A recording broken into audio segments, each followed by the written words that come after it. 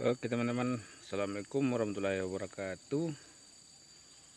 Hari ini sore ini rencananya ini mau pasang perangkap buat burung ruak-ruak, dan semoga berhasil ya guys. Ini jaringnya setelah dipersiapkan.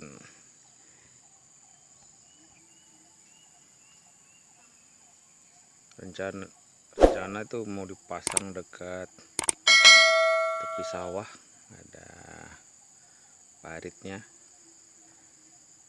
Kayaknya udah ada ruak-ruaknya udah mulai keluar guys.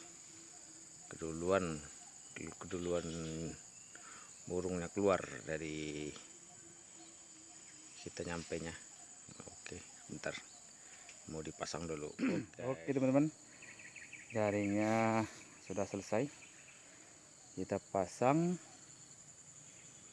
tinggal kita bunyikan suara burung ruak-ruaknya buat sebagai pancingan. Oke guys, kita sembunyi dulu.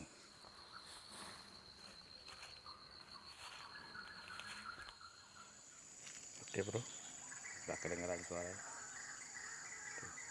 Kedengeran suara burungnya. Masih jauh, belum mendekat, masih jauh. Oke, kita tunggu burung yang mendekat. Oke guys, dapat satu. Oke, lumayan rezeki, perjuangan yang tidak sia-sia guys. Kita dapat satu. Tuh masih ada bunyi. Lain lagi kita